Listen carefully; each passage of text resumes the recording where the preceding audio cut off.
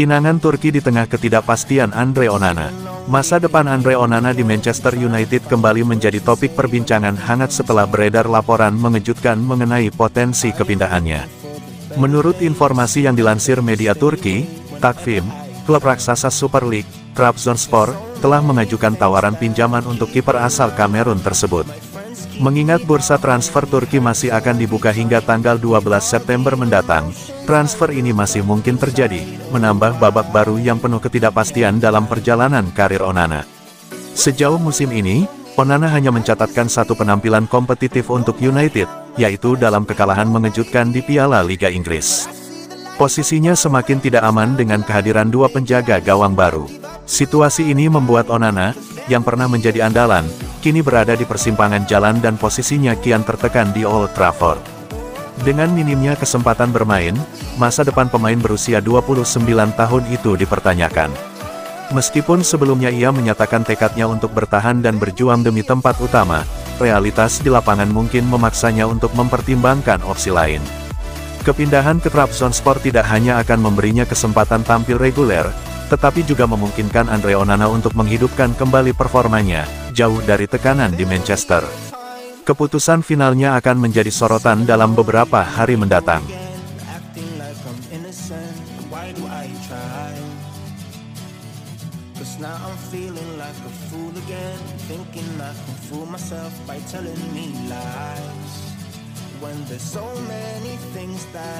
Dukungan Roy Keane untuk Matheus Cunha, dia bakal jadi pemain top di Man United.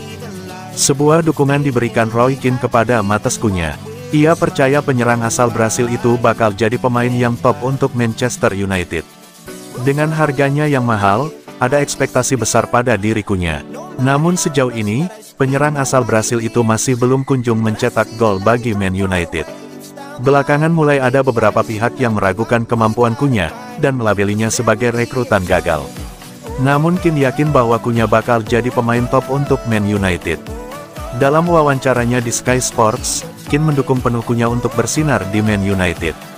Ia menilai sang penyerang punya segala yang dibutuhkan untuk menjadi bintang di Old Trafford.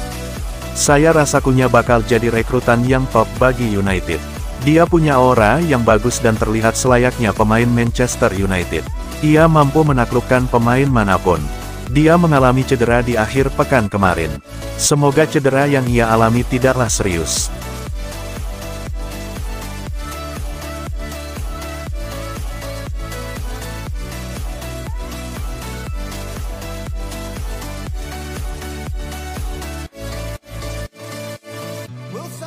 Pengakuan pelatih Argentina, Emiliano Martinez sebenarnya sangat antusias gabung dan main untuk Amorim.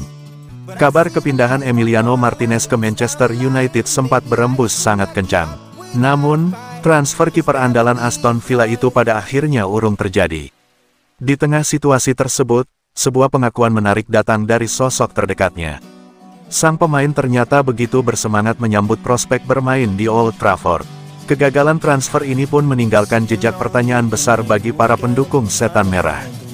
Di sisi lain, manajemen klub justru mendatangkan nama yang sama sekali berbeda. Kisah ini lantas membuka tabir mengenai strategi transfer United di bawah arahan Ruben Amorim. Apa yang sebenarnya terjadi di balik layar dan bagaimana dampaknya bagi kekuatan tim. Spekulasi kepindahan Martinez menuju Manchester United mencapai puncaknya beberapa waktu lalu.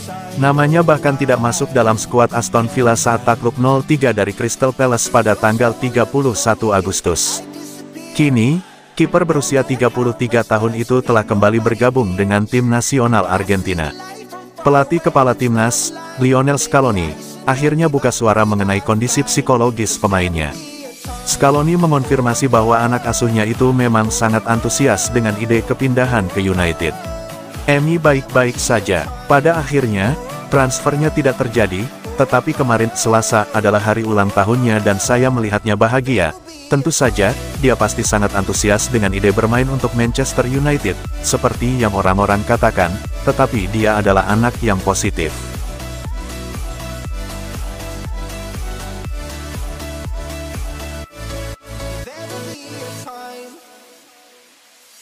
Sitting lonely in my room again, acting like I'm innocent.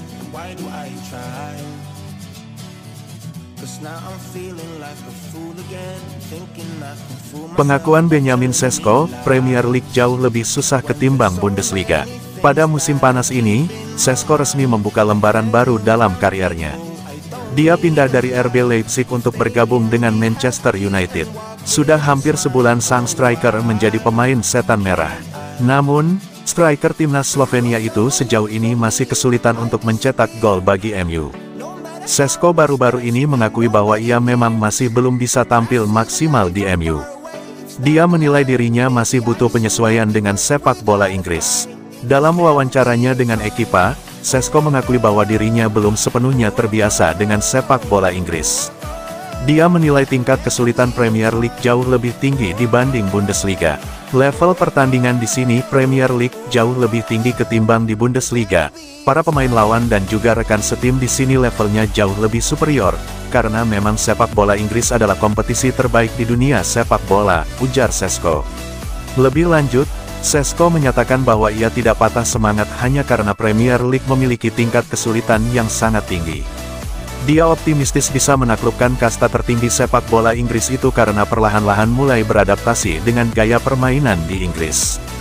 Saya tidak sabar melihat apa yang bisa saya lakukan nanti karena saya merasa performa saya semakin membaik dari hari ke hari. Šeško sendiri ditunggu sebuah big match usai jeda internasional September tahun 2025 ini. Dia dan Manchester United akan berhadapan dengan salah satu calon kuat juara musim ini, Manchester City.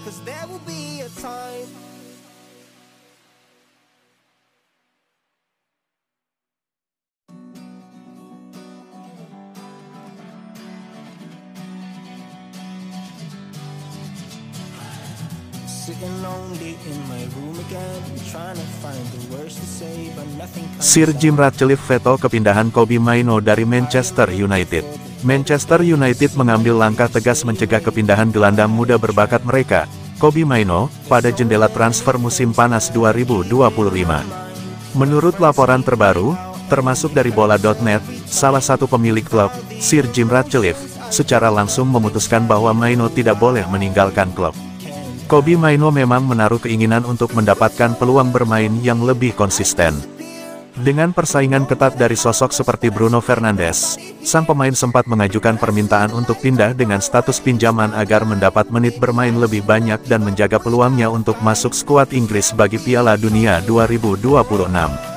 Namun, keputusan bersama didukung penuh oleh Dewan Klub, termasuk Direktur, CEO, pelatih Ruben Amorim, serta Sir Jim Ratcliffe, adalah menolak permintaan Mainoo agar tetap bertahan di Old Trafford. Tak hanya itu, Quadriga United juga memastikan bahwa Manchester United tidak berencana mendatangkan gelandang baru pada hari terakhir bursa transfer dan menegaskan bahwa mereka memilih mempertahankan Mainoo sebagai bagian penting skuad mereka. Saintifiknya, klub melihat kehadiran Mainoo sebagai aset penting jangka panjang. Manajer Ruben Amorim pun menyatakan bahwa dia ingin Mainoo bertahan dan bersaing untuk mendapatkan posisi utama di lini tengah, menegaskan bahwa setiap pemain harus membuktikan diri melalui latihan dan performa.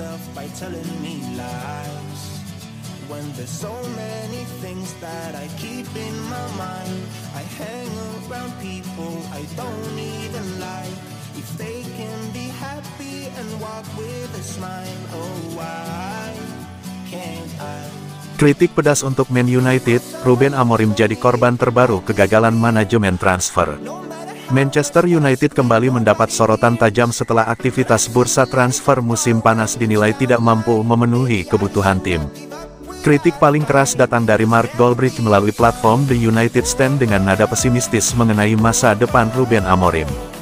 Goldbridge dengan tegas menyatakan bahwa setiap kekalahan kini akan semakin mendekatkan Amorim pada ancaman pemecatan dari Old Trafford. Dia bahkan mengungkapkan kekhawatiran besar terhadap kualitas skuad, khususnya lini tengah yang tidak mendapat penambahan pemain baru.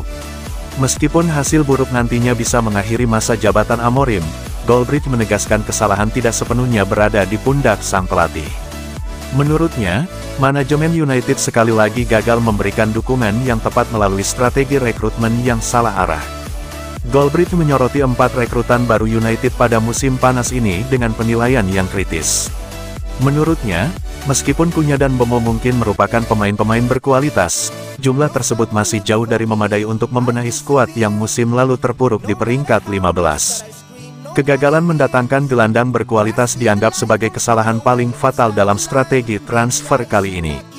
Goldbridge menekankan bahwa kebutuhan utama Amorim adalah seorang pemain pengatur ritme, namun hal tersebut tidak terrealisasi hingga jendela transfer resmi ditutup.